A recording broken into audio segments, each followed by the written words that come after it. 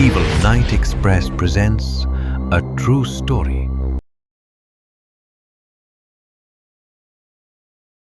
कुछ कहानियां सच होती हैं और कुछ कहानियां धीरे धीरे सच बन जाती हैं।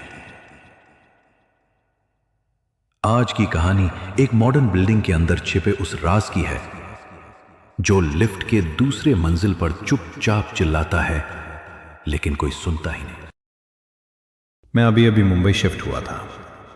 एक नई नौकरी, नया शहर और एक नई जिंदगी।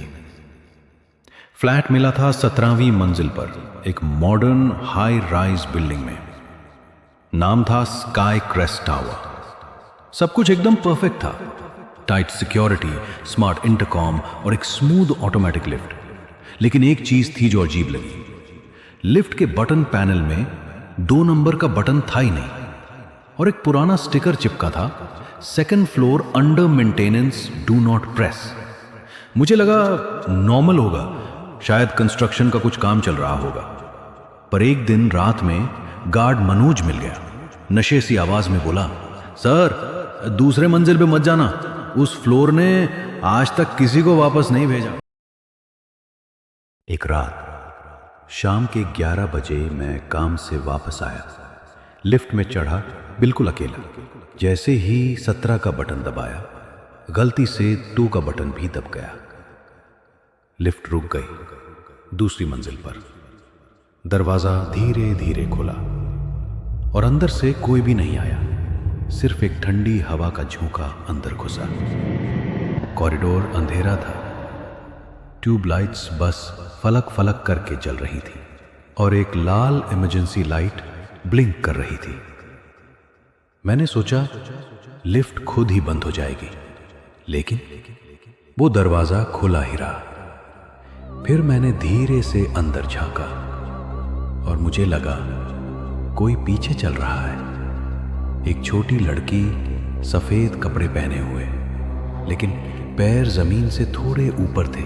उसी वक्त लिफ्ट बंद हुई और मुझे 17वीं मंजिल पर ले गई। अगली सुबह बिल्डिंग के एक पुराने मेंटेनेंस वर्कर शंकर काका से बात हुई। उन्होंने कहा, बेटा, पहले दूसरे फ्लोर पर एक छोटी सी फैमिली रहती थी। माँ, बाप और उनकी 8 साल की बेटी। एक रात शॉर्ट सर्किट से आग लग गई और तीनों की लाशें उसी फ्लैट में जलकर मिली थीं। तब से वो फ्लोर बंद है, लेकिन लोग कहते हैं वो छोटी लड़की की रूह आज भी वहीं है। लिफ्ट सिर्फ उसी को ले जाती है जिसे वो बुलाती है। उस रात मुझे नींद नहीं आई। रात के करीब 2 बजे मेरे घर की डोरबेल बजी। मैं डर गया। सीसीटीवी चेक किया, कोई भी नहीं था।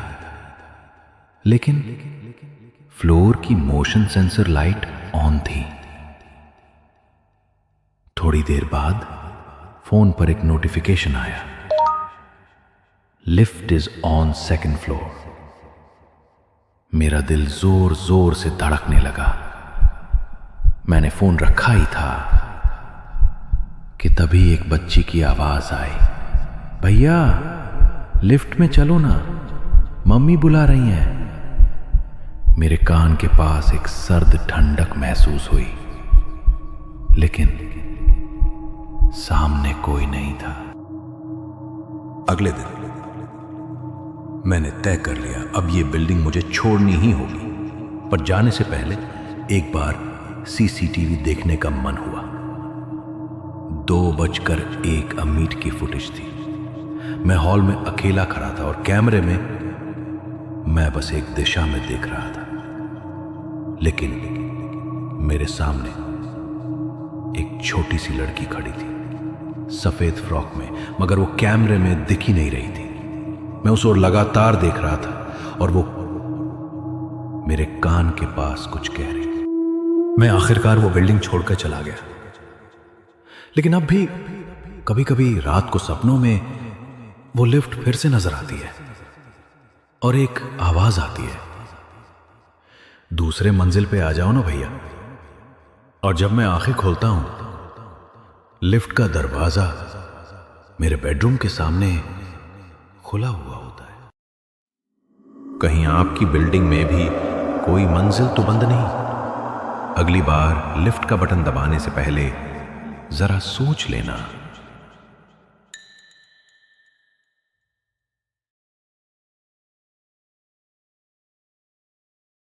मैं आपको एक ऐसी कहानी सुनाने जा रहा हूं जो शायद आपको सोने नहीं देगी।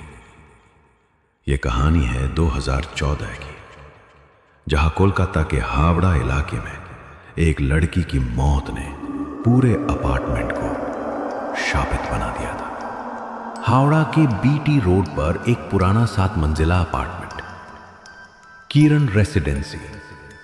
मार्च 2014 में एक 21 साल की लड़की मौमिता दत्ता यहां अपने मां बाप के साथ शिफ्ट हुई थी। मौमिता एक फैशन स्टूडेंट थी। हर वक्त सेल्फी, मेकअप और मिरर फोटोज में बिजी रहती थी। लेकिन एक दिन उसने अपने बेडरूम के शीशे में कुछ अलग देखा।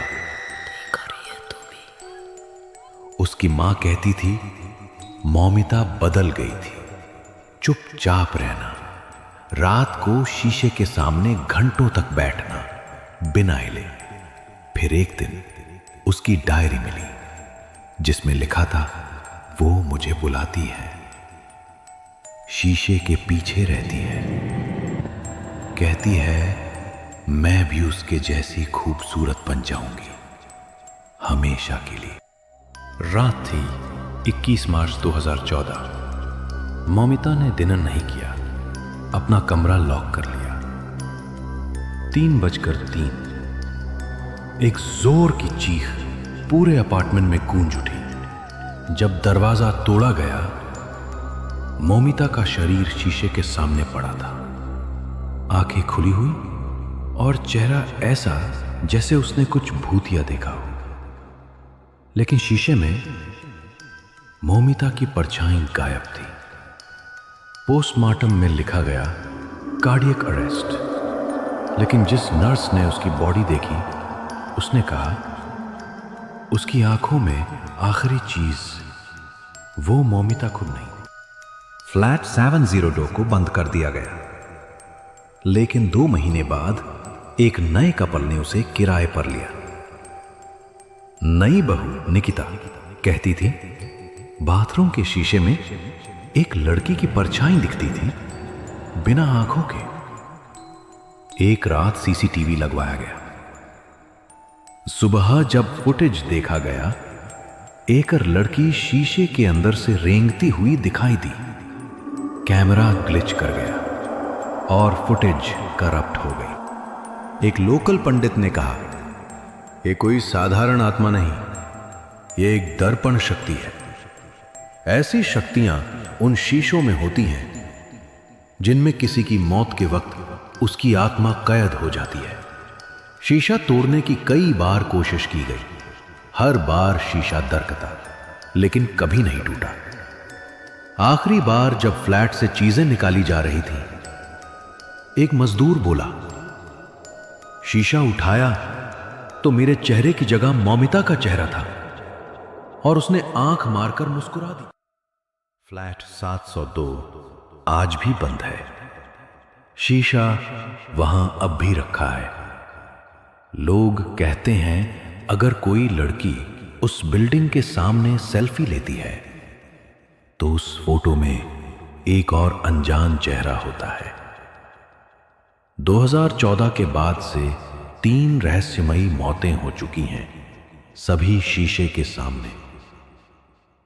तो क्या मौमिता सच में मर गई थी, या वो अब भी अपने शीशे में किसी नई लड़की का इंतजार कर? अगली बार जब आप अपने शीशे में देखें तो जरा ध्यान से देखना, शायद कोई और भी देख रहा हो, या वो अब भी अपने शीशे में किसी नई लड़की का इंतजार कर रही है।